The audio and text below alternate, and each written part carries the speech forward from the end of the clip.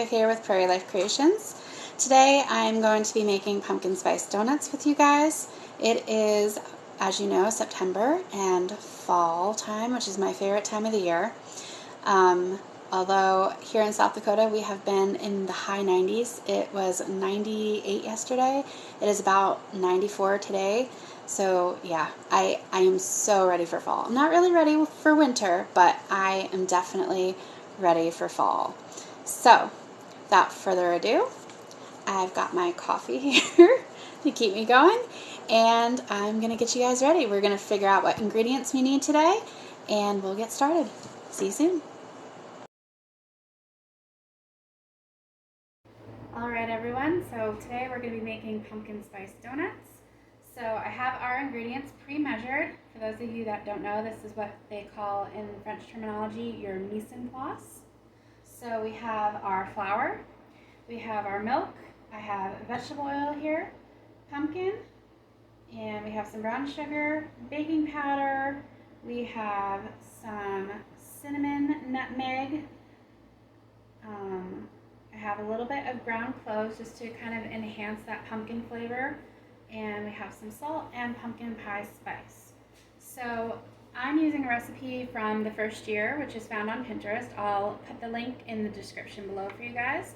I have gone ahead and doubled this recipe, so the ingredients are all going to be ×2 because I have 3 kids at home, so we're going to make a whole bunch of them today.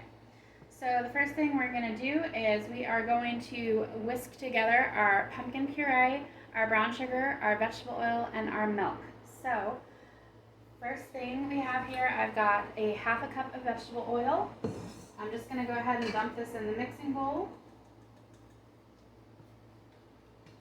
I also have a ½ cup of milk.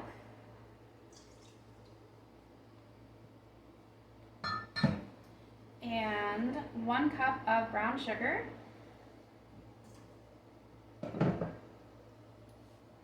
And then we have 1 cup of pumpkin puree.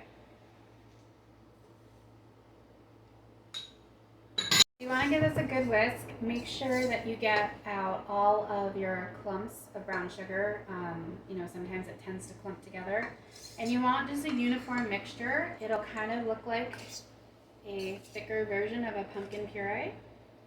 And that should be good. You'll set that to the side. Now we're going to work on combining our dry ingredients. So we have our 2 cups of flour. We have our baking powder. We're going to dump that in. Next we have our pumpkin pie spice, which is 2 teaspoons. So 2 teaspoons of baking powder, 2 teaspoons of pumpkin pie spice, 1 teaspoon of cinnamon, and I have a ½ teaspoon of nutmeg, and a ½ teaspoon of salt. That's going to go in too. And then I added to this recipe cloves. Like I said, this is a ¼ teaspoon of cloves, by the way. Cloves just kind of tends to enhance that pumpkin, pumpkin-y flavor. You'll find it in a lot of pumpkin pie recipes, things of that nature. So then what we're going to do is we're going to gently combine our dry ingredients into the wet. Just kind of mix it up really good, kind of incorporate all the ingredients together.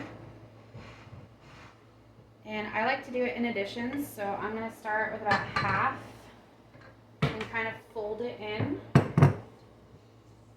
You don't want to deflate the batter too much. So if we fold it gently, it'll help it not to deflate on us.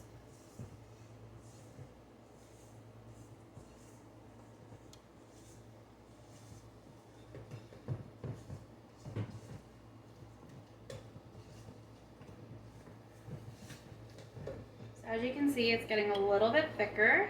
Kind of more like a paste at this point. We're going to add our last bit of our dry ingredients. So we have all our ingredients combined. It will resemble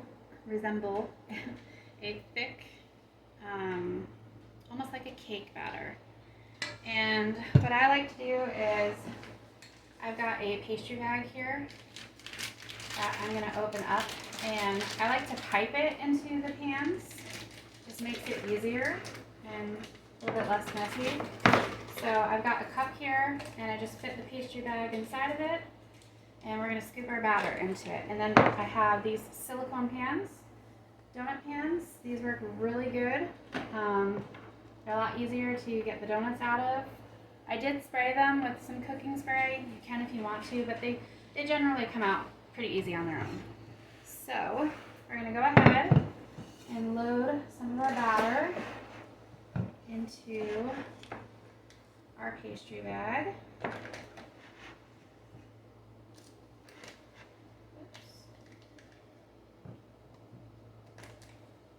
Okay.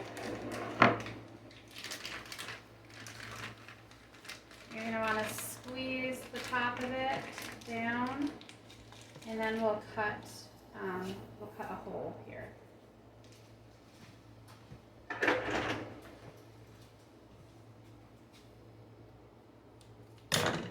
Okay, so our batter is all filled. You're going to want to pipe this into your pan about 3/4 full.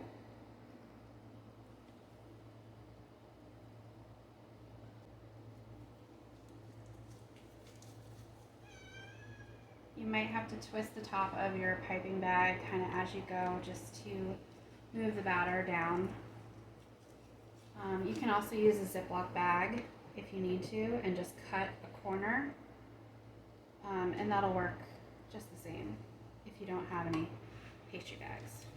Or you can scoop it out too. So again, we want to fill it about 3/4 full with batter. And these are going to bake in the oven at 350 for about 15 to 16 minutes. You'll kind of notice that they're done when you can touch them and they spring back, or you can even insert a toothpick and it should come out clean with no crumbs. Okay, so we'll just kind of smack this down a little bit because we want to release any air bubbles that are in there so that it bakes nice. Got one that's a little bit less than the others, so I'm just going to fill it.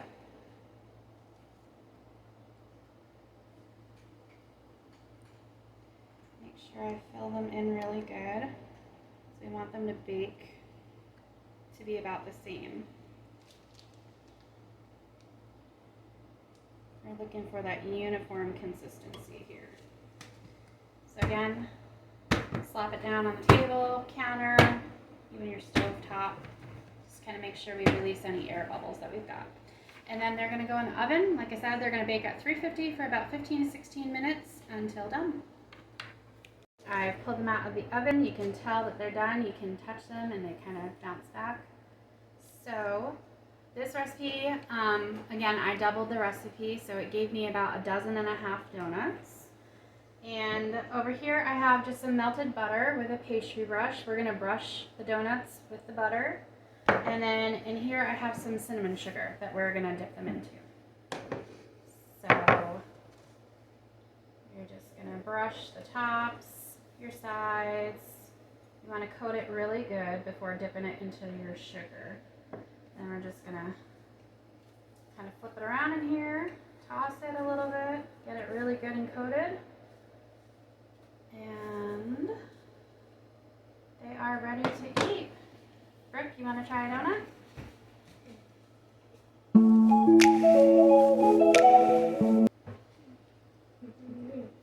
Tell them it's good.